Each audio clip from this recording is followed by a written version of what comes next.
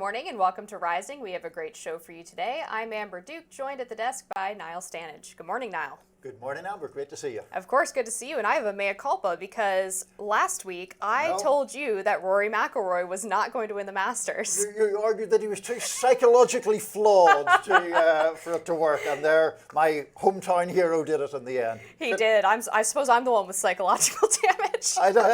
Maybe after watching that, I think we all had our nerves frayed. Yeah, no kidding. Well, I understand you have some notes for us today. So what is in Niall's notes? Well, it will be something that you disagree with, Amber. We will get to the debate in a second. But first of all, there's new drama in the case of Kilmar Abrego Garcia.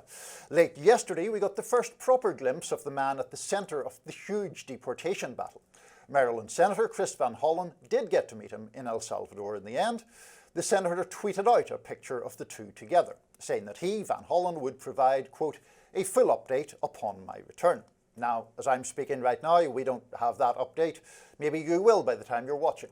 In any event, the Van Hollen visit will spark new debate, especially here in Washington, about the politics of the case. Who's up and who's down and who's messaging in the best way and so on. None of that really matters. In fact, a lot that has been said about Abrego Garcia doesn't really matter at all. This isn't a case about whether he is popular or admirable or whether he's a great guy. It's not a case about whether he entered the United States illegally. He did. It's not even, at its heart, a case about whether he was a member of MS-13, which the government claims and immigration judges upheld, but he denies. This is a case about whether a president, President Trump, is subject to the law, or whether he can discard the law and act how he pleases. Here's the reality that MAGA world is trying to bury under misdirection. In 2019, an immigration judge ruled that Abrego Garcia could not be deported to El Salvador. Last month, the Trump administration deported him to El Salvador. That was illegal, obviously and flagrantly so. And there's no need to take my word for it. US District Judge Paula Zinnes found the administration's actions to be, quote, without legal basis. The Court of Appeals warned that the government could not be permitted to act lawlessly, quote, simply because it claims the victims of its lawlessness are members of a gang. And importantly, the Supreme Court ruling, by a 9-0 margin, said that in its very second sentence, that the United States acknowledges that Abrego Garcia was subject to a withholding order forbidding his removal to El Salvador, and that the removal to El Salvador was therefore illegal. That part is crucial. The Trump administration admitted this was wrong for a while. A lawyer for Trump's Department of Justice admitted the wrongfulness of the deportation was, quote, not in dispute. A legal filing from government lawyers back on March 31st stated plainly the government erred in removing Abrego Garcia specifically to El Salvador. The Trump administration blamed an administrative error, or at least it did until Stephen Miller changed his mind. Miller, the controversial deputy chief of staff in Trump's White House, has come up with a whole new argument to try to get the administration off the hook. Basically, his argument is Abrego Garcia is a member of MS-13. Trump has now declared MS-13 a terrorist organization. Members of terrorist organizations are not eligible for the kind of protection order in this case, and so the order is void. Well, here's the thing. Stephen Miller doesn't get to decide the law. He can make his argument in the court if he likes, but he can't unilaterally decide he's right and act accordingly. And it's that kind of thinking that has caused Judge Andrew Boasberg, in a separate but related case, to find there is probable cause to believe the Trump administration is in contempt of court. Boasberg had previously ordered that deportation flights to El Salvador be turned around. The Trump administration did not turn those flights around. Again, the Trump White House sent a message. It doesn't matter what the law is, we'll do what we like. Is that American? It's not. It's the stuff of tin pot dictatorships. And why is it so important? Because if the Trump administration can act lawlessly with respect to Kilmar Abrego Garcia or other deportees, it can act lawlessly toward you and me. Trump has said he would have no problem deporting US citizens. There's no legal basis to do that. But if he and his henchmen can simply ignore the law, who cares? On Thursday, the Court of Appeals handed Trump yet another defeat over the Abrego Garcia case. Judge Harvey Wilkinson wrote this: It's difficult in some cases to get to the very heart of the matter. But in this case, it's not hard at all. The government is asserting a right to stash away residents of this country in foreign prisons without the semblance of due process. And he added, this should be shocking not only to judges, but to the intuitive sense of liberty that Americans far removed from courthouses still hold dear. Trump supporters will say, yeah, whatever, these liberal judges. Judge Wilkinson was nominated to the court by Ronald Reagan. Before that, he ran for Congress as a Republican. He was a conservative activist dating back to his college days. But he still sees the reality and the danger of a lawless president. And it's a shame so many Americans are blind to that. So that lays out my position, Amber. I think that this is a flagrantly illegal action. I think there are other issues around it that Trump supporters are seizing on to try to obscure that. But I've already taken several minutes laying out my case, so why don't you tell me why I'm wrong? Yeah, so getting into the legal aspect of it, which is obviously separate from the politics, right. I think it is a little bit of a red herring for Wilkinson to say that this case is about due process for a couple of reasons. One is that Abrego Garcia received much more due process than many deported illegal aliens. For example, illegal aliens who are subject to expedited removal never have the opportunity to have a hearing or see an immigration judge. He not only saw an immigration judge, but then had an appeals process and a request for asylum, which was denied, and he was issued the withholding of removal. It seems to me that the issue was not with a lack of due process, but with the order to deport him that was carried out after the legal process played out, meaning that he was subject to the ability to be removed through the legal process. It's just that the Trump administration removed him to the wrong country. So I think those are sort of two separate issues. But getting into the legal question, it's obvious that the Trump administration made a mistake, made an error when they removed him to El Salvador. I see the pertinent question now as to whether or not they are even capable of getting his return facilitated back to the U.S., as the Supreme Court said. If Trump asks Bukele and he says no, this is a Salvadorian national under the jurisdiction of his own president in his home country. So outside of doing an in absentia hearing where they contest the withholding of removal or get Bukele to agree to move him to a third country, I'm not sure what at this point the Trump administration could reasonably do to get him home. So I'm glad that you acknowledge the fact that the deportation to El Salvador was wrong. And I think that that is something that clearly some people around the White House admitted initially and then changed their minds about. I have been very careful not to argue and don't believe that the Trump administration or any administration doesn't have the right to deport people who are here illegally. It obviously does. The problem here is the contravention of a valid court order that has never been invalidated. Now, on the point of well, there's nothing we can do about it, I think there are a couple of dangers to that in general. One is the sense that argument, there was an interesting debate you may have seen with Ross Douthat and a guy from AEI about, is the Trump administration arguing that that point that you made only applies to non-citizens or illegal immigrants? And it's not really. The argument would appear to be, if that were to happen to an American citizen, oh well, too bad. That's obviously a problem that the argument is, well, we can't bring people back. In relation to the El Salvador case specifically, the United States government is paying $6 million to Bukele to house these people. He was sitting beside President Trump 4 days ago.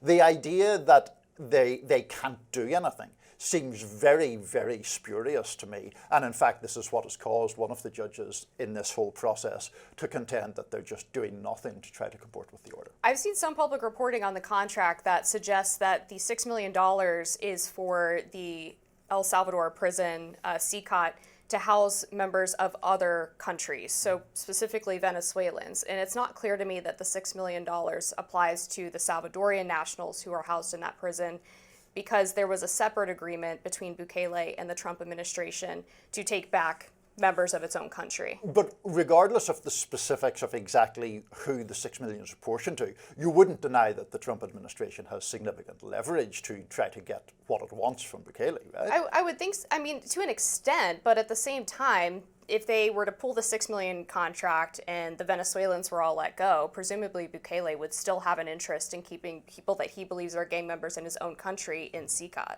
Mm-hmm. Can I just ask, because I know we're, as always, limited for time, as someone who is conservative, do you have philosophical concerns about the fact that there are these legal orders which Trump is flaunting or flouting? I mean, you know, the Wilkinson, the judge I mentioned, is obviously from a conservative background and seems to, in my opinion, rightly believe that that is a sort of pathway to broader lawlessness. Well, I think, for one, on the case of conflating the Salvadorian national and the jurisdiction of his home country versus if there were an American citizen there, I do think the government has much broader powers to effectuate the return of an American citizen from a foreign country than they do someone who is in their home country. And then on the plane question, those flights were over international waters. So again, there's a jurisdictional question at play there. So I don't have nearly as much concern about that as Judge Wilkinson or some of the other judges like Paula Zinnes have had in this case. I think it's quite a jump to say that this could happen to an American citizen. I mean, in relation to the Boasberg thing, which, as we both know, is slightly different about those flights. Right. His order was that those people should be returned to the United States. And while they were on a flight, the government of the administration said, of the United States said basically, oh, well, that's too bad. It seems to me almost ludicrous to say that a deportation flight from the United States organised by the United States government can't be turned around the moment it is out of United States airspace. I mean, that just seems completely spurious to me. I obviously am not a lawyer, but that is the argument that they've made. It is the argument that it was over international waters, and therefore the judge basically can't order a flight that's over international waters to turn around. So. Yeah. Much smarter legal minds than mine can tell you whether or not that's a reasonable argument. We shall find out. We're on to another controversial topic next on Rising. Suspected killer Luigi Mangione could be facing the death penalty. Stay with us for that. Luigi Mangione, the man accused of gunning down UnitedHealthcare CEO Brian Thompson, is facing new charges in federal court that make him eligible to receive the death penalty. Mangione was indicted Thursday on charges of murder, stalking, and a firearms offence. The indictment formalises charges that federal prosecutors unsealed late last year. The murder charge brings with it the possibility of the death sentence. Attorney General Pam Bondi made it clear earlier this month that DOJ lawyers will be seeking the death sentence if Mangione is convicted. Mangione's lawyers have asked a federal judge to block the DOJ from seeking the death penalty, arguing prosecutors' pursuit of the sentence is a political stunt and has tainted the jury pool. The 26-year-old suspected assassin has also been charged with murder and terrorism in a New York State court, and he has pleaded not guilty to those charges.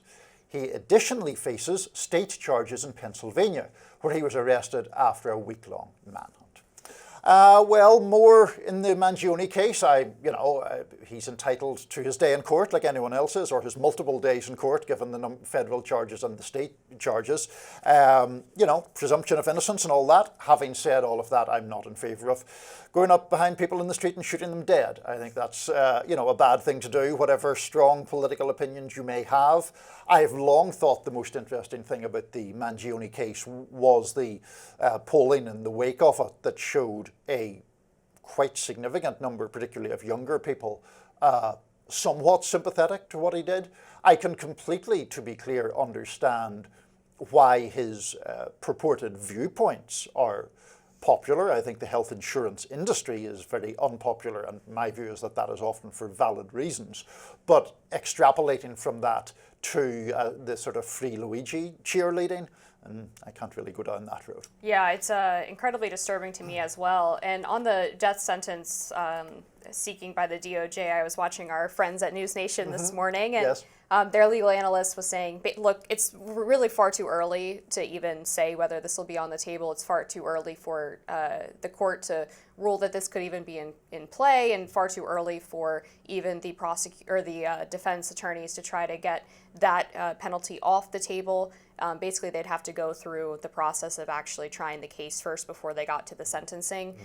So I think that remains to be seen whether or not that will really be on the table, regardless of what Pam Bondi says. But Taylor Lorenz, who has gotten a lot of attention for oh, her here we go comments again. about this case. Okay, well, go ahead. it's new. She, no, she I'm not, absolutely. Yeah, she was on Hannity last night, which I thought was fascinating, okay. right? And he tried repeatedly to get her to condemn the assassination, saying, look, even if you think that Brian Thompson was a horrible guy, you think that the healthcare insurance industry is a total racket, can you not just condemn the assassination? And she refused to do it repeatedly. And unfortunately, she's talked about how much her audience has grown since she's taken those positions. There's obviously a lot of young people who agree with that sentiment, and I find that very troubling. Yep. Whenever Taylor comes up, I always disclose that she used to work here at the Hill. And did she? She did, yeah. I did not know that. Quite a few years ago now. I knew her a little bit. We got along fine. I still, I disagree with many of the things she says. I think some of the things she says seem designed to stoke controversy. I mean, there was a previous interview in the immediate wake of the killing of Brian Thompson with Piers Morgan, where she said that she felt joy at Brian Thompson's killing, and then she got some pushback and she walked it back slightly, saying maybe not joy, but empathy with the person who killed him.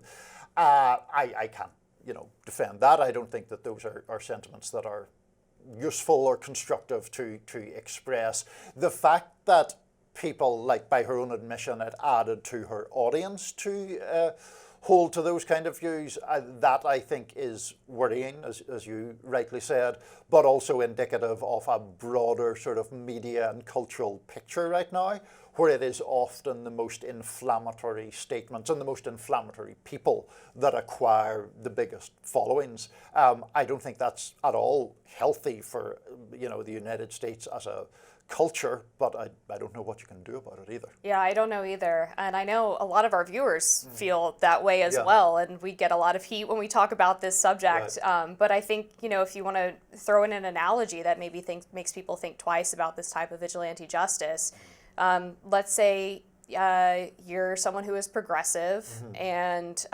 there's someone running around killing accused members of MS-13 who are in the country illegally. And they say, well, they're part of this gang whose motto is rape, control, kill. Would you find that justified? I mean, those people are assumed to be bad people in public opinion, but I think we would all agree that they would have to be in immigration court to adjudicate those claims. Or if you're a Republican and you see that people have accused Trump of defying court orders, would it then be justified to assassinate Trump? So I think those are two sort of comparisons where people on both sides of the aisle who would feel sympathy, I guess, to the idea that the health insurance companies are killing people, it would hopefully give you pause as to the type of actions that Luigi Mangione carried out. Right, and the hope is that also one can keep the political argument or viewpoint disentangled from the violence that is committed by people who hold to that viewpoint, right? So in relation to, for example, the Brian Thompson killing, we can still obviously have the debate very vigorously about the health insurance industry and what some people, including me, see as its avarice, at the same time as condemning clearly and unequivocally the killing of Brian Thompson. Similarly, some of the Trump examples that you cited. This is also a topic that is to a degree personal to me, in that I grew up in the north of Ireland at the time when there was an armed conflict. And that was an experience that just, obviously is formative for me, but it also gives me, I think, some sense how inflammatory language can, in fact, lead to violence. And once that Pandora's box is open, it's very, very difficult to get it closed again, and that's a real danger. Yeah, I'm probably more with Robbie on the inflammatory language leading to violence, but I will say that I don't like the trend of referring to political opponents as evil or saying that they are literally killing people with their actions. To me, that's where it goes too far, and culturally, at least, we should try to avoid doing that. Yeah, and also obviously dehumanizing language, vermin and all that stuff. I don't think, there is a way to have very trenchant debates. You and I have trenchant debates quite frequently, but we don't descend into that name-calling stuff or into dehumanizing opponents, and I obviously think that's important. All right, well, tell us what you think in the comments. I'm sure there are many thoughts. But up next, James Carville has had enough of, quote, pronoun politics. Stick around.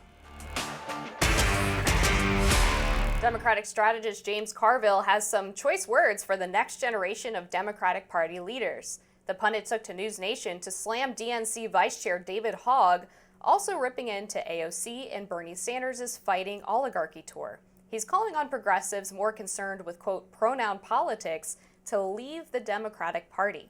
And he's arguing that all three are part of the problem. Let's watch. Let me make a point about Bernie and AOC. But Bernie went for president twice. He's lost twice. AOC, in her kind, and this guy, David Hogg, they want to run against other Democrats. Yeah.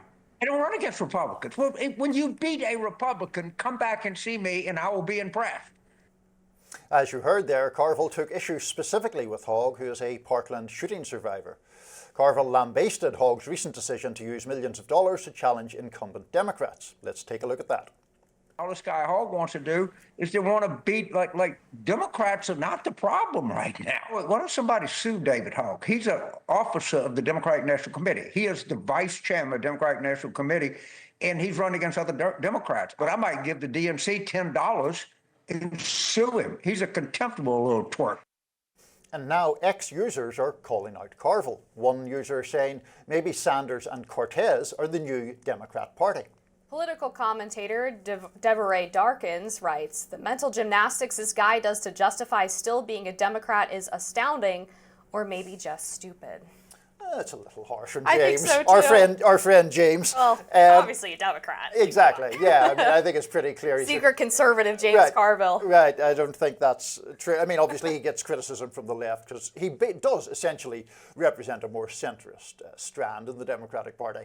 I think we both find Carville entertaining in the way that he puts things. I do get some of the irritation with what he argues, particularly on some of these points. Like, he has frequently made this argument about the pronoun usage, and in fact he made it when he came on and chatted with us here on Rising, which is, I think, a perfectly valid argument to make. I do think it's not really fair to cast Bernie Sanders in that light, because I would argue that Sanders has actually at times been pretty reticent about what he considers identity politics, and he thinks that it can be used to basically divide working people. The other thing, the other objection or caveat I would raise to what Carville is saying there is he says, you know, oh, Bernie Sanders ran twice and lost twice. Factually true, yes, but the first time around, Hillary Clinton, who would I think be much more aligned with Carville's way of thinking, had enormous institutional advantages, had the DNC with a thumb on the scales to help her, had enormous fundraising advantages, and won pretty unconvincingly in that primary, and then of course went on to lose the general election to Trump. So James's argument that you can extrapolate from Bernie Sanders' record that a kind of Clintonian centrism is better, I'm pretty skeptical of that. Yeah, I actually agree with you on that point, especially on the point about Hillary Clinton sort of crowding out Bernie from the primary, which I thought it was really sad how he sort of capitulated to that, and then following that, capitulating to Joe Biden, dropping out and endorsing him. But I think the problem is with Bernie Sanders deciding to sort of crown AOC as his heir apparent, because while she holds some of the same populist economic policies as Bernie Sanders, she has not divorced herself from the identity politics woke wing of the Democratic Party. And so I think until she does that, Bernie is actually probably putting his legacy a little bit at stake there by being someone who has made the point that the Democratic Party's focus on demographic groups has really undermined the economic populist message for the working class. AOC, I think there's a little bit of contradiction there in between those two things. Yeah, I mean, no big surprise that I would be more pro-AOC than you are. I think that's a pretty predictable outcome. But I think that she is certainly, to be fair, more identified with that kind of identitarian politics. Now, she has, I think, tried to shift generally. I mean, she removed the pronouns from her own X profile for what that's worth. And I think she has sought recently it's not quite right to say more mainstream appeal, but a less hard left kind of dissident appeal, maintaining the economic populism, but seeking, even in some ways, seeming to seek people who are disaffected from the political system at large rather than purely talking to people who are kind of committed leftists. And while it's certainly true that she doesn't completely replicate Sanders' position, and I take your point on that, I think she is the most charismatic, effective messenger for a sort of Bernie adjacent message. I'm kind of curious, when you look at the Democratic Party at a whole, you have the Carville wing that thinks they need to abandon wokeness entirely. You have maybe the AOC group that is more charitable towards wokeness, but maybe is trying to shift away a little bit. But then you have people like Tim Walz who say actually the problem in the last election was that we weren't passionately defending those issues on the cultural side of politics enough. I don't see anything in the short term that suggests they're going to land on a particular one of those positions, which is going to continue this fracture in the party that has damaged a lot of their policymaking and messaging. Yeah, they are definitely still trying to search for a way forward and search for a compelling message. The compelling message may just be opposition to Trump. I mean, that's the thing that obviously binds the Democratic Party together. And if he ends up overreaching on things like the tariffs issue, we'll discuss elsewhere on today's show, that could provide a window of opportunity for Democrats. But there are obviously divides within the Democratic coalition, and those divides have not been transcended or bound together into a coherent whole yet. Yeah, it doesn't seem like the sort of post-mortem from November has led to any overwhelming conclusion on behalf of the members of the party. Yeah, I agree with that. All right, up next on Rising, can a pop song violate kids' rights? We'll speak with Reason's Elizabeth Nolan Brown to find out. Can a pop song violate children's rights? That is the question Reason's Elizabeth Nolan Brown asks in a recent article. After a Colombian judge ruled reggaeton stars Karol G, J Balvin, and Maluma's controversial hit Plus 57 sexualizes minors. The line in question translates to, quote, a hottie since she was 14. The court says the lyrics violate children's rights because they could reduce them to, quote, objects of desire and thereby affect their development. So, is this a case of protecting kids or stomping down on artistic freedom? And could it happen here in the US? Here to dive in is Elizabeth Nolan Brown, a senior editor at Reason magazine. Welcome, Elizabeth. Hi, thanks for having me. So, first up, I think there's an important distinction that you draw in your piece that is worth reiterating here. This is not a court action that was taken under obscenity grounds. It's specifically relating to the idea that this song and these lyrics are harmful to children. Can you just explain that? Yeah, I mean, I don't know what Colombian obscenity law is like, but here in the United States, obscenity is a specific thing. It is one of the categories amended from the First Amendment, meaning, you can be arrested for speech that is considered obscene. But while there's different kind of weird standards that are a little bit vague for deciding what that is, there's no universe in which this lyric from this song is obscene. It is not graphic. It is not, part of something that has no artistic or entertainment value. It is definitely would not fall under at least the US, measure of obscenity, and they didn't try it as an obscenity. They said rather that it violates, like you said, it violates the rights of children by exposing them to, risks that can affect their development by sexualizing them. Now, in the US, we have ratings for music and certain radio stations that only play music that is removed of vulgar language and things like that. But this order actually goes further and suggests that the song couldn't have been published in the first place. That seems quite an egregious step. I mean, walk us through what exactly the judge told these artists they were not allowed to do. Right. So they said, they need to refrain from publishing music that violates the rights of children and teenagers, which presumably means this song or any other song that contains a similar sort of a lyric. The funny thing is, though, that way back last fall, they changed the lyric. And they changed the lyric in response to public outcry, which seems perfectly reasonable, right? Like people were offended by this. People spoke out. Karol G said, I think you guys are misconstruing it. You're taking the lyric out of context. Nonetheless, we don't want to offend people. We don't want this to, distract from the song itself. So she changed it to a hottie since she was 18. Boom, taken care of. Like the free market, public responds, artists respond to them. we didn't need the court to step in, but here we are, 6, 8 months later, and the court's saying, like, you need to not publish this song. Well, they already changed that lyric. They already changed that song. So it just seems like almost, violating free speech rights and norms for no particular reason, because it wasn't even an issue anymore. And to the point about free speech rights, I mean, obviously there's the First Amendment here in the US. There is a whole judicial history of protecting free speech rights. So aside from frustrated fans of Colombian reggaeton here, how or why should people in the US care? What is the salience of this case to the US as you see it? Yeah, well, I think first of all, it's because, this wasn't a lyric that is necessarily being condoning the sexualization of children, right? Like maybe it's saying that's the way that this teenage girl considered herself. Maybe it's saying that's the way she was viewed in the world, and it's actually sort of a critique of the idea that some people are viewing a 14-year-old as a hottie. It's not necessarily the artists themselves saying we think a 14-year-old girl is hot. And I think there's a lot of kind of media that can be that sort of paradox where you are talking about some teenagers who are being sexual, but you are not sexualizing them. You are merely describing the fact that teenage sexuality does exist, and maybe you're even critiquing the way that is happening in Colombia or in the United States or anywhere.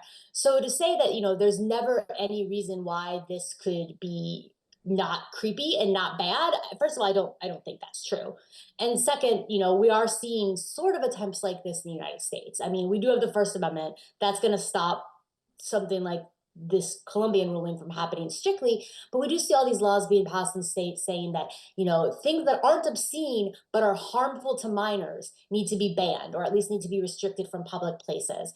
And this harmful to minors language is very vague and very subjective, and I think it could include something like this song, or lyrics similar to this song could fall under some of these harmful to minors statutes. Maybe they wouldn't say you would ban this song entirely, but it would say, well, you can't ever play this song in a public place because it's harmful to minors. There are some comparable songs, I would say, in the U.S. To this song, and I'm thinking specifically of a couple of songs from Lana Del Rey, Carmen and Lolita, which sort of talk about minor sexualization, and we have not seen really the same backlash to those.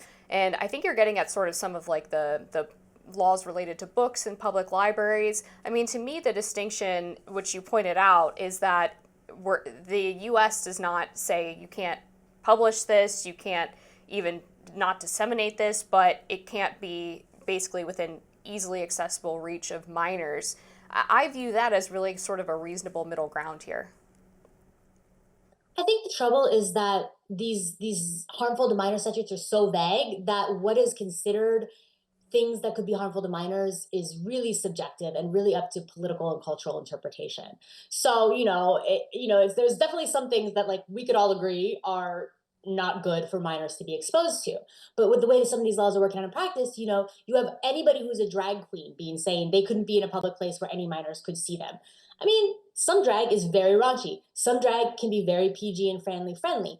And you sort of have this, very conservative values baked into the idea that any sort of gender transgression is therefore harmful to minors, and then you can't see that. You have some books where there's gay characters that are just having relationships, and they've been banned because they say, well, that's harmful to minors. And that seems like it goes above and beyond just, we don't want to expose minors to obscenity, to we're trying to control the values of what kind of art and literature and music and performances and things that minors get to see.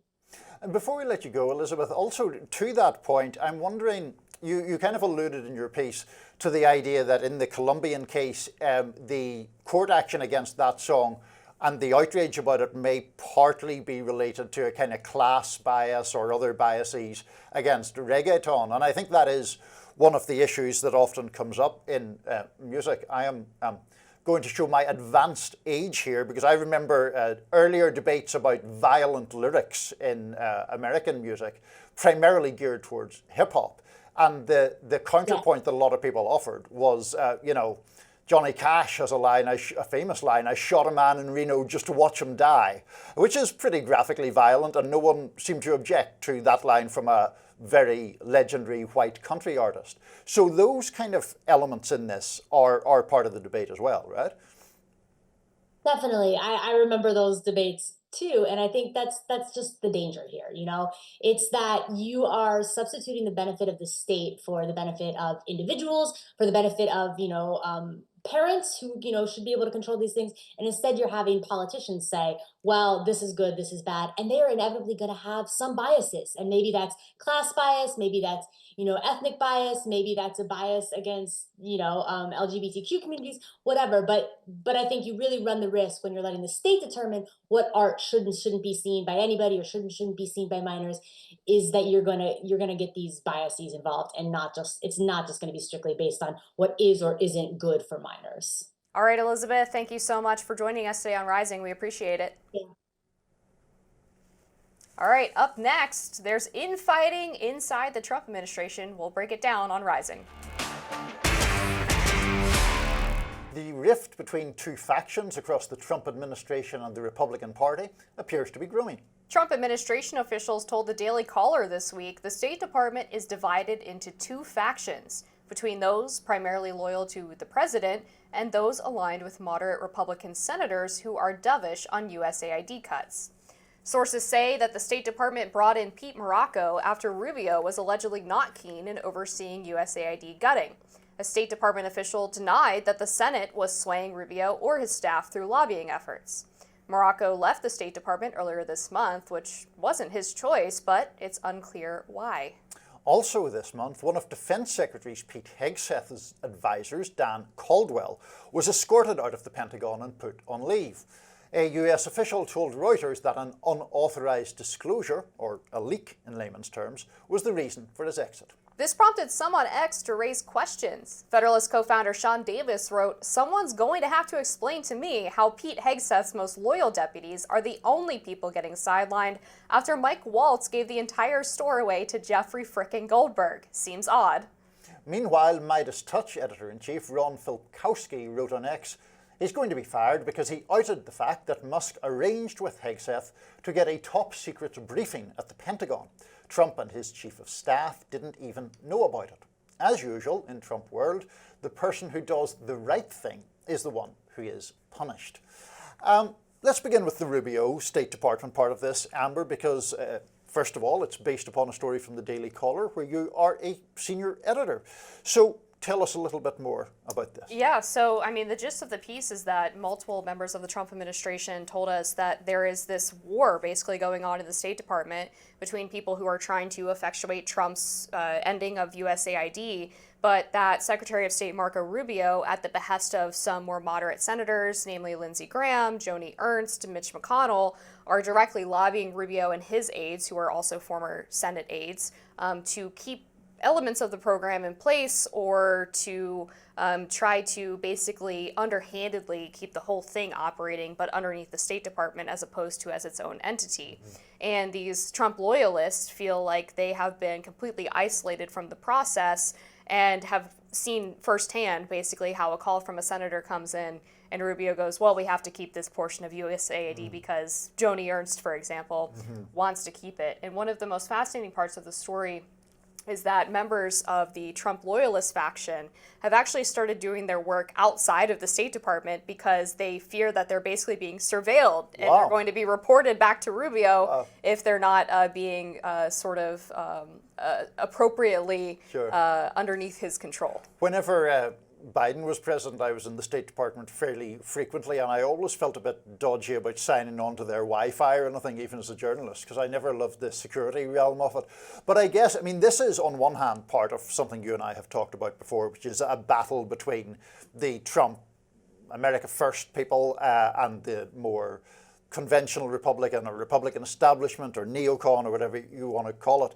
This guy who left the State Department, we noted in the introduction, it's not completely clear.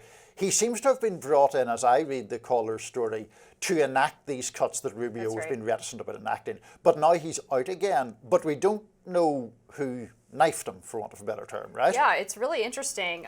Both Morocco and White House Deputy Press Secretary Anna Kelly gave statements about this to the Caller. In his statement, Morocco says, President Trump is keeping his promises to the American people. I am absolutely confident he will achieve his agenda of making America safer, stronger, and more prosperous. And Anna Kelly's statement read, President Trump and his team are extremely grateful for the work of Pete Morocco, who accomplished his mission to fix America's long-broken foreign assistance enterprise. So obviously not much detail there about exactly why he was pushed out. Kelly sort of suggests that his work was complete, but clearly based on our sources within the State Department, that's not the case. Right. And one thing that I'm curious about here is the characterization of all these battles from the, I would say, the pro-Trump side is always that they are being, as it were, sabotaged from within, or that people are acting in some disingenuous way to thwart the Trump agenda. Not to sound naive about it, but is it within the bounds of possibility that actually some of these senators who are contacting the State Department have sincerely held concerns about the extent of these cuts and think they are in fact counterproductive and want to push back against them? Well, yeah, I think it's probably both. Right. I think in one instance, perhaps senators are lobbying for certain pet projects that maybe they were part of getting the State Department to enact in the first place. In other cases, it's a bit of queasiness about the extent of the cuts. In other cases, it's probably just sort of establishmentarianism.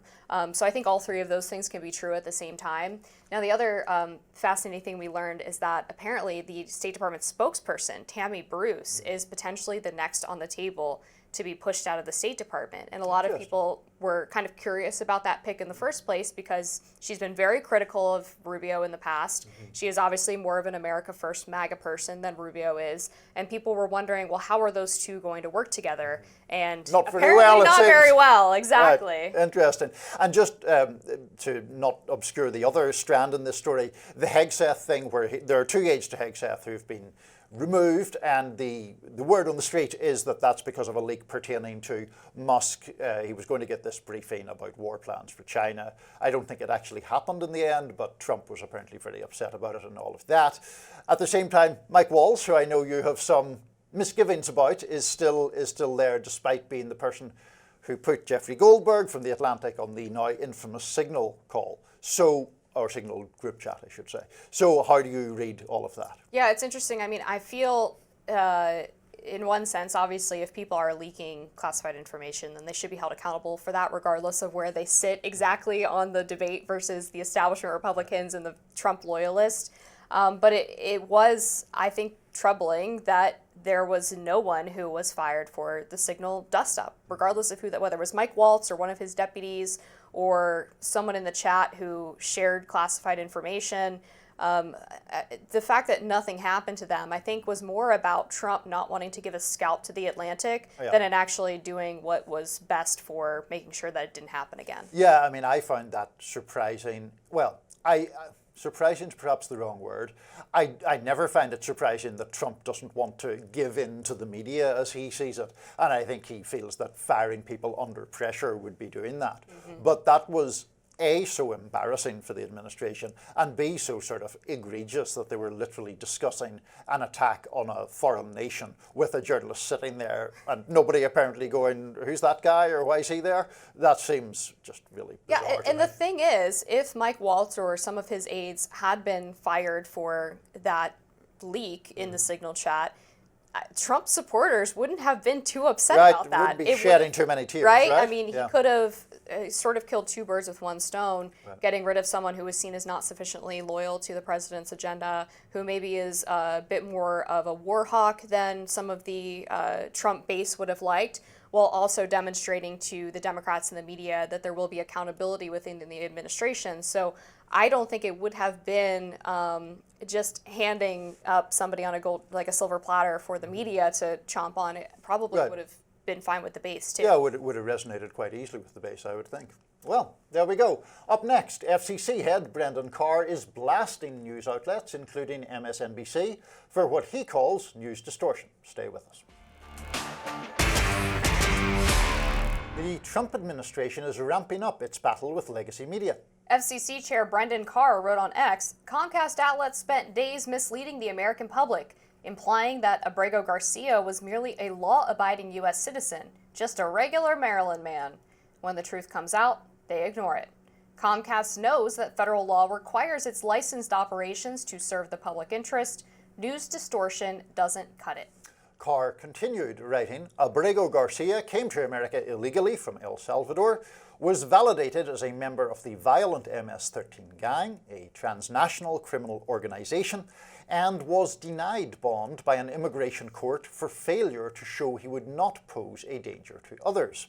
Why does Comcast ignore these facts of obvious public interest? Comcast is the parent company of NBC and MSNBC. Trump also blasted Comcast recently, calling them a disgrace to the integrity of broadcasting. Democrat State Congressman Ben Waxman wrote on X, the chair of the FCC is openly threatening to punish Comcast, a major employer headquartered in my district, because MSNBC aired views he doesn't like. That's not regulation, that's government retaliation against protected speech. It's dangerous, authoritarian, and wrong. I suspect we're going to have a disagreement on this one, Amber. I think that Brendan Carr is entitled to whatever views he wishes as a private citizen about the media. I think media criticism is fine. This is the head of the FCC, though, echoing Trump talking points when he has the power and enormous influence over media licenses. And so I see it as very much an intimidatory thing to try to secure or to leverage his influence to secure favorable coverage for the Trump White House. I don't think we'll disagree quite as much as you think. Oh. So I want to read the relevant portion of FCC law in regards to what they've said about news distortion, which is the alleged grievance that he has against Comcast. And it says, the commission often receives complaints concerning broadcast journalism, such as allegations that stations have aired inaccurate or one-sided news reports, covered stories inadequately, or overly dramatized the events that they covered. The commission generally will not intervene in these cases because it would be inconsistent with the First Amendment.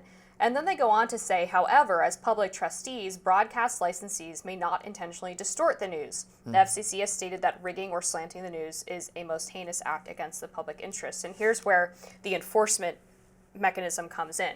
The commission will investigate a station if it receives documented evidence of rigging or slanting, such as testimony or other documentation from individuals with direct personal knowledge that a licensee or its management engaged in an intentional falsification of the news. Of particular concern would be evidence of the direction to employees from station management to falsify the news. So the only case that Carr would have here is if he had employees of these Comcast-owned networks, particularly NBC, which is a broadcast station, that they were directed from management to intentionally leave out the allegation of Abrego Garcia being MS-13, or if they had some kind of emails attesting to that fact. Outside of that, them simply leaving that information out without the compelling evidence that they intentionally did so to slant the news a certain way would not be grounds for the FCC to intervene. Right, and I think that is obviously a very important thing to point out, and that absent that evidence, there isn't really a path forward. One of the reasons why there is such consternation, I think, about what Brendan Carr did is that the tweet that sort of set all this off was actually a quote tweet of Stephen Chung, who is the White House communications director, who has a screen grab where he calls it shameful that CNN and MSNBC didn't offer live coverage of Rachel Moran's mother speaking from the White House lectern. Now, you can, of course, argue one way or another whether that should have been given live coverage, but the idea that that somehow rises to the level of there needing to be official regulatory action against those networks, I mean, that seems pretty absurd.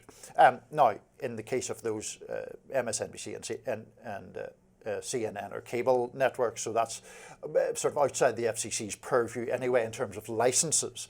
But the fact of going after the parent company complaining about Comcast networks and so on, I do think that raises the specter of intimidation, even though, as you say, from what you read, it seems highly unlikely it would go forward. Yeah, I tend to agree. It seems like a little bit of an overreach here unless he has that direct evidence that they were intentionally doing these things to paint a certain picture.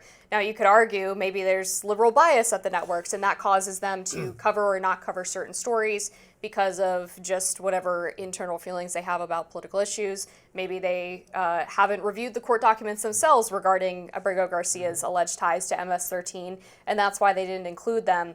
But it seems to me there has to be a more direct line between a management directive and what the employees end up doing. Yeah, and I think there particularly has to be that kind of direct line, because some of the other language you read out earlier in those regulations seems to me sadly anachronistic in a way, in the sense that it implies that there is otherwise a sort of commonly agreed fairness as to what constitutes fair or unfair media coverage. And regrettably, in my view, that has just fallen away entirely to give way to people who just, on left and right, want the news to specifically reflect whatever their beliefs are. And so it would be really difficult, I think, to come to a consensus right now in American society about what constitutes fair news coverage. That in itself makes it more important that there is additional evidence required. Yeah, because I do think that they would have a very strong argument that the coverage has been generally unfair in regards to the Abrego Garcia case. And I've been very disturbed by this, because when his case was first brought to the public attention, it seemed like no one had actually read the court filing from his lawyer in regards to the allegations of MS-13, and now we've gotten the court documents about his wife filing for a domestic violence protection order. And then I reported exclusively yesterday on a Homeland's investigation document that indicates he was stopped on suspicion of human trafficking back in 2022. None of those things really have been reported by the corporate media. It's really been reliant on independent and conservative media to sort of get those things out there and provide a little bit of balance to this case. And actually, initially, his lawyer did not include the documents from immigration court, including the appeals process and even his application for asylum in his filing against the Trump administration. It was actually the Trump administration that read those documents into the court record a few days after, when they were arguing against the TRO. But go on Court Listener, click through the links. I mean, it just seemed like a dereliction of journalistic duty to me. Well, I agree about, I always try to delve into as many court documents as I can get my hands on, not only because they give you background, but because by the nature of them being court documents, people are generally reluctant to just lie blatantly. People can make different arguments, but that is different from presenting factually false information.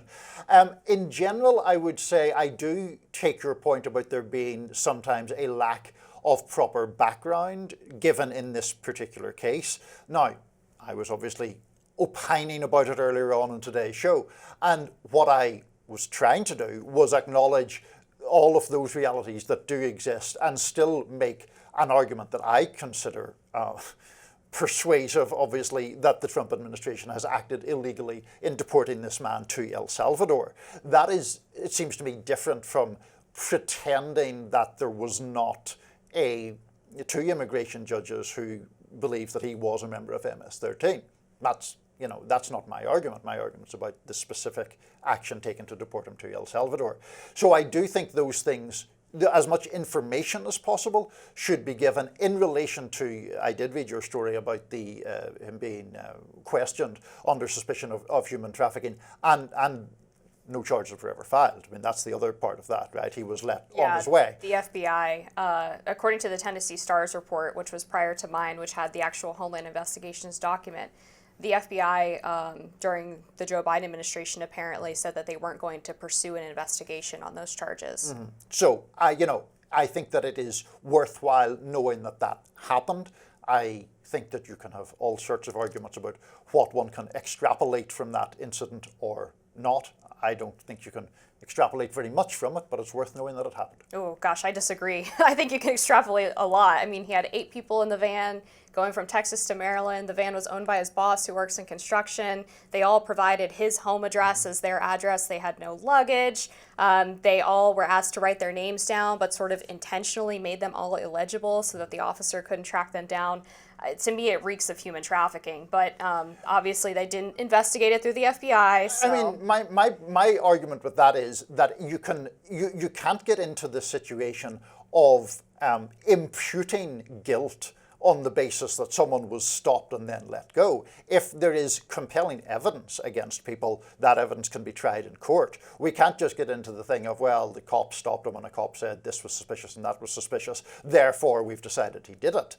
You know, I don't think it proves anything one way or another. I guess, I mean, in the court of public opinion, I would say that it seems pretty obvious to me. But, I mean, all of that being said, on the point that you were making about the difference between the legal issues of the Abrego Garcia case and then the political issues, you know, I think that actually Democrats and immigration activists and people who have been lobbying on behalf of Abrego Garcia would have avoided all of this if they actually had, from the jump, acknowledged the realities of this guy's situation, of the alleged MS-13 ties, of the domestic violence issues, of the alleged human trafficking. If they had said, look, we recognize that this guy's not like a poster child for the perfect immigrant. He's not the perfect father or the perfect husband, but he had a withholding of removal order and the Trump administration can't circumvent that. There wouldn't be this issue of Chris Van Hollen, frankly, looking like a clown going down to El Salvador to sit and have a margarita with this guy who is an alleged gangbanger and wife beater. And they really opened themselves up to that political damage by not doing their due diligence on the case and running headlines calling him a Maryland man. You know, Chris Van Hollen saying that he's an American citizen when he wasn't, calling him his constituent, but then refusing to meet with Rachel Morin's family. I mean, all of those things could have been avoided, and it just seems like they were so eager to jump on a case of the mass deportations going wrong that they're the ones who provided all of this political cover for Republicans in the Trump administration. See, I was actually agreeing with quite a lot until you called Van Hollen a clown there, Amber, and I was like, I don't think that's actually fair. I think Van Hollen is seen very much through the prism of where people stand on the underlying case.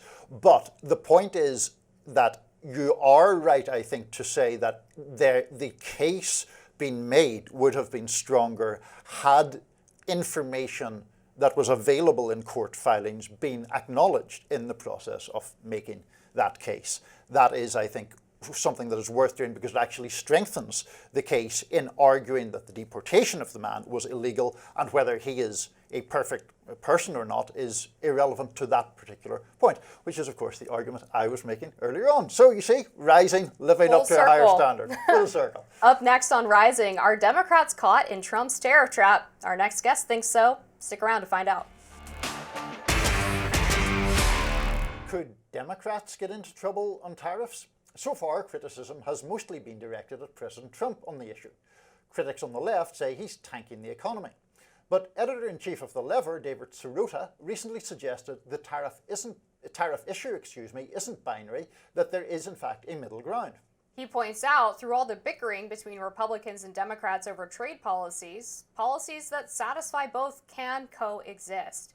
Joining us now to break this all down is David Sirota, founder and editor-in-chief of The Lever. David, thanks for joining us. Thank you. Thanks for having me. Absolutely. So I know there's been a lot of talk over comparing old Democrat statements on tariffs to what they're saying now about Trump's tariffs. What is the potential middle ground to sort of get those maybe 10-year-ago Democrats aligned with the 2025 Trump? Well, we don't have to look very far for what a rational trade policy is. Joe Biden, the Biden administration, put forward a pretty rational trade policy using select and targeted tariffs in conjunction with a larger industrial policy of investment in the United States to create a much more rational trade policy than the NAFTA-style trade model. A NAFTA-style trade model, by the way, that Joe Biden himself had previously supported. So Biden has evolved on the issue, and the proof is in the pudding. There was a very significant beginning of a growth in manufacturing jobs in the last few years of Biden's presidency, in conjunction with things like the Inflation Reduction Act, the CHIPS Act, and again, those targeted tariffs. So Democrats don't have to look that far back to see a model that works. And I think the trap here is that Trump wants to bait them into being against all tariffs. He wants to bait them into being the party of NAFTA, of the China free trade deal, which destroyed so much of America's industrial heartland. So Trump is trying to use trade policy and a trade war as his culture war. And he wants Democrats, in my view, to take the bait and position themselves as the pro-NAFTA party. But it's not a binary. The Democrats can be a party that says, listen, Donald Trump is using tariffs badly. He is mismanaging the economy. He is not using the tools at his disposal appropriately, and what he's doing is harming the working class. They can say all that without saying, we are the party of NAFTA. We are the party that believes all tariffs are bad. That's not what this binary has to be. And your fear, presumably, is that if Democrats do get painted into that particular corner, David, it will add to or accelerate the problems that Democrats are having with working class voters as it is, for unrelated reasons. Right. I mean, I think that's the potential danger for the Democratic Party. Let's look at what happened after NAFTA. After NAFTA passed, some of the most Democratic districts in the country quickly became some of the most Republican districts in the country.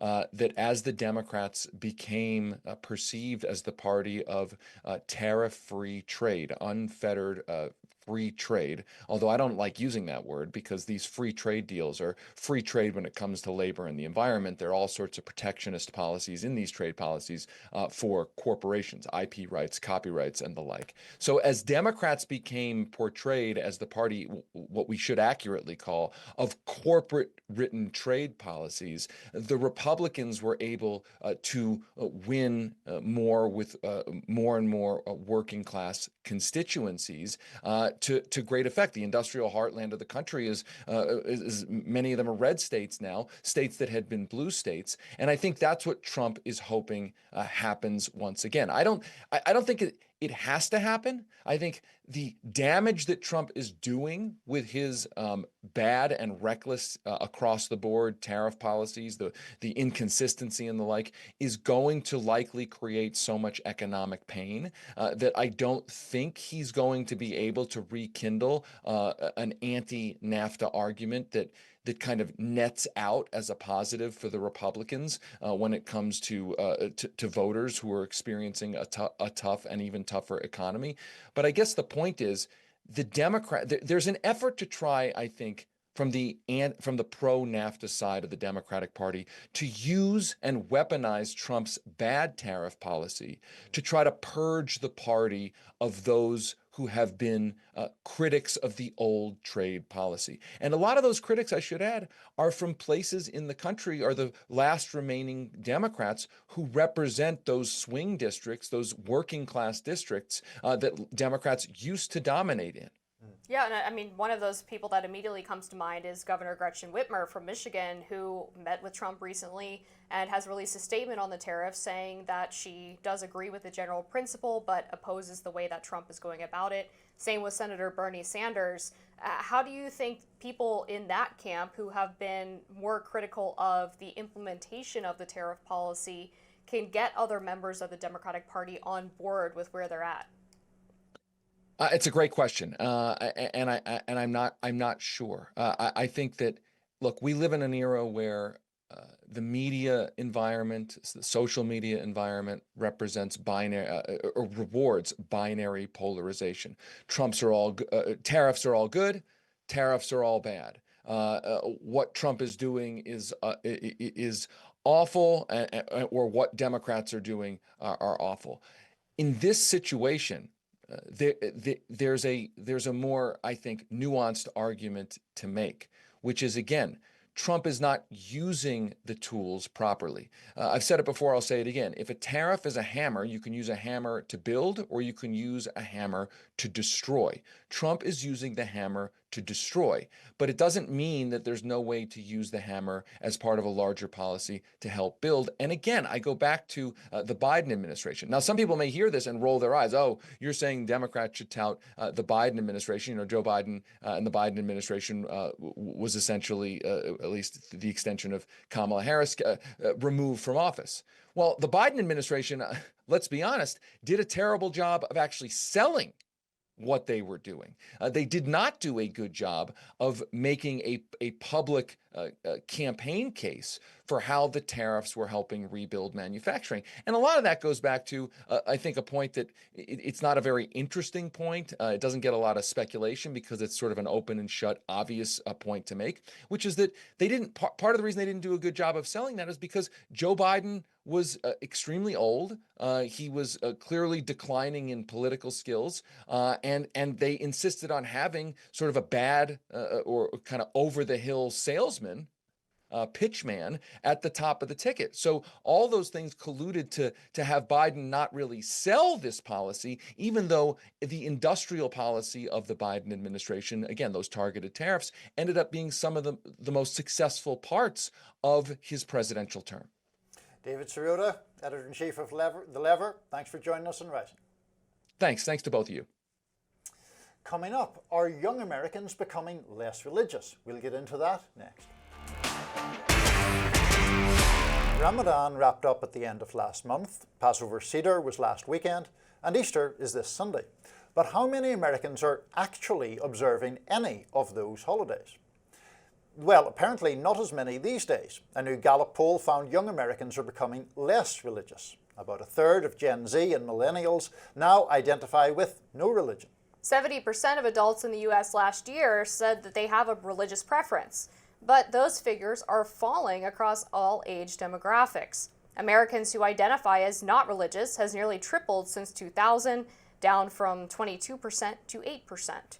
Far fewer Americans also say that religion is very important in their lives. Despite the sag in these numbers, the National Catholic Register has reported a 30 to 70% year-over-year increase in new converts.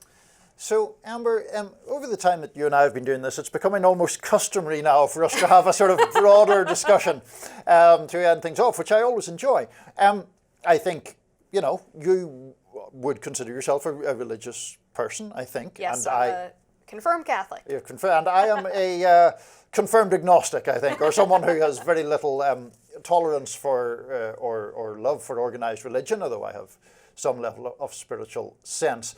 The interesting thing here is that this poll suggests decreasing religious interest, but I've seen other polls that suggest the opposite.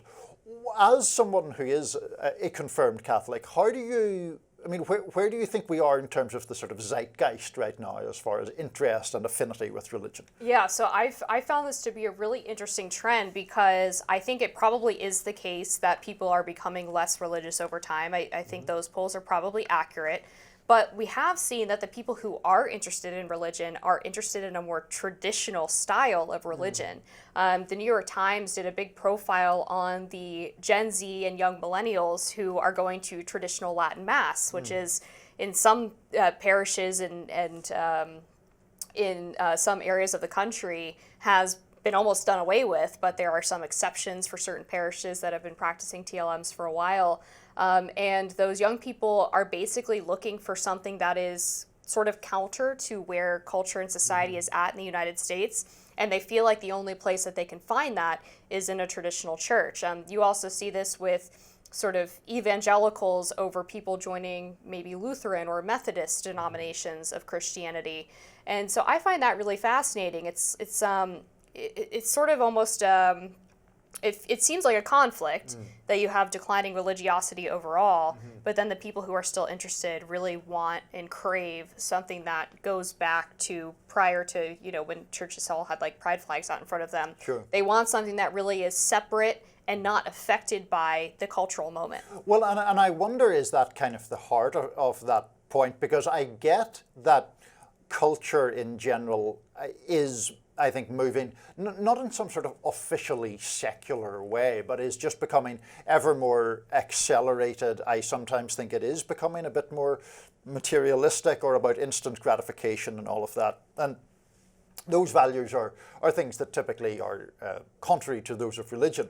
But I wonder, does that make an even, for people who are religious, an even greater hunger for something that is very set apart from that zeitgeist and very, formalized in terms of taking refuge from some of those modern values? Yeah, I think that's right. And if you talk to people who are part of this movement towards more traditional Christianity, they'll often reference things like what they view as the subjective nature of beauty in modern society, where it's the embrace of brutalist buildings or the use of obese people on fashion magazines. They feel like that's very contrary to what they see as an objective view of beauty that is advanced by traditional churches. Or they'll talk about things like the proliferation of the transgender movement. And they really want a place that is sort of a safe haven from that kind of commentary. And they see that in a traditional Catholic church or in other Christian denominations like Orthodox churches that really have been very consistent over the past hundreds, in the Catholic Church's case, 2,000 years. Well, you see, this is, I think the whole discussion of religion is obviously much broader than political or social issues. But to your point about, say, for example, people who are put off or opposed to the transgender rights push, does the fact that we both accept that the overall preponderance of religion is declining among younger people, so would that then suggest that younger people in general are more, not only more secular, but more liberal on those kinds of topics, and that if then socially conservative people feel besieged by those moves, that they move more in a religiously conservative way, while the broader society actually does, I'm not saying endorses the trans movement, but moves in a more socially liberal fashion still. Yeah, I think that's probably true, although I do find it interesting that as we've seen a decline in religiosity among young people, there are also recent polls suggesting that young people are becoming more conservative or Republican politically. So those two things seem a bit in conflict with one another, and I'm not sure really how you square that circle. But I think, getting into the questions about like beauty and the transgender movement, there was an event last week held by the Conservator, which is a conservative women's magazine we talked about previously on the show. And the event was called Make America Hot Again. And they had these pink hats that said Make America Hot Again. Right. And they were all dressed in, really lovely clothing. But what was interesting about some of the interviews that media outlets had with these women was they talked generally about objectivity. And they really want a place where people will say there are two genders, or say very objective views of what is truth. They feel to an extent that society is in a post-truth place, and they haven't really been able to find some sort of popular movement outside of their churches where people will say A is A and B is 2 and 2 plus 2 equals 4. And maybe the Catholic Church offers that for them. Now, I think the concern is that are people flocking to traditional religion because it's countercultural, because it's what's popular among a subset of their generation, or do they actually believe in the underlying principles of the church and what the church actually teaches? And there's been some criticism from what are known as cradle Catholics, such as myself, and I don't count myself in this particular group, but cradle Catholics against recent converts, because recent converts tend to be very aggressive in their adoption of the faith, and sometimes in ways that can be a bit off-putting, or maybe getting out over their skis a little bit. And so they feel that there's almost been a co-opting of Catholicism by these recent converts who are trying to make it more of a cool trend than actually living the faith or living the dogma. So it's a really interesting fight within the Catholic Church right now. For me, I'm like, come on in, we're happy to have you. And maybe it starts as a countercultural thing, but then as you learn more of the faith, you start to actually get that broader acceptance of the church's teachings. Yeah, possibly. I mean, we could talk about this for a long time. I mean, I think one of the reasons that people who are non-religious like me are sometimes very skeptical of the influence of organized religion on politics is because of the propensity to say that certain things that we think of as political beliefs are right or wrong because God says so, right? And so that, I think, does concern people, even though there are the protections of divisions of church and state and so forth, that positions that one arrives at because you're essentially saying it's divinely inspired often can't be argued against because, you know, they're articles of faith, literally, sometimes. And I think that is one of the reasons that liberal people tend to be concerned about, you know, whether it's the zeal of the convert or people who are, you know, have a religious faith from childhood, the influence on those kind of issues. Yeah, I guess my pushback on that would be that outside of biblical teachings or Catholic writings, there's also 2,000 years of scholarship that actually explains the sort of logical underpinnings of God's word. And so there is some kind of logical train of thought that you could follow outside of it's because God says so. But I also think on that point specifically, it gets into an interesting territory where how is a religious justification for a policy position less valid than a non-religious justification for a policy position? We all get our moral beliefs from somewhere, right? Some people get their moral beliefs from Christianity, some from Islam, some from Judaism, and some get them from a place that is separate from religion. But I don't think that we should be saying that one is less valid than the other. Well, I mean, I think that is true when it refers to a set of ethical principles. So, for example, one says that it is that one should take care of vulnerable members of society. You can come to that position from a Christian scriptural point of view. You can come to it from a politically liberal point of view. You can come to it based upon the precepts of other religions. That seems to me different than, say, what would be an example of where there is an argument made about, let's say, issues like, I mean, the abortion issue, for example.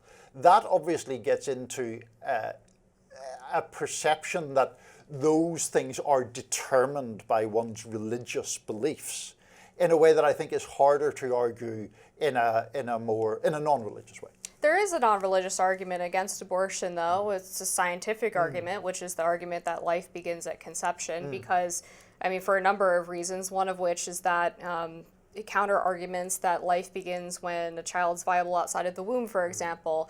That standard has been changing over time based on scientific advancement. There's people who believe that the right to life is enshrined in the Constitution, and therefore an unborn child deserves that protection as well. So I do think that there are non-religious arguments for abortion. I've actually met a lot of really interesting people who consider themselves atheists but are pro-life. Right. So I don't really view that one as a great example of your point, but sure. Yeah. Okay. That's where I'm at on that. Fair enough. Yeah. Well, we had much more to talk about, but that does it for us today on Rising. Be sure to like, share, and subscribe so you never miss any content.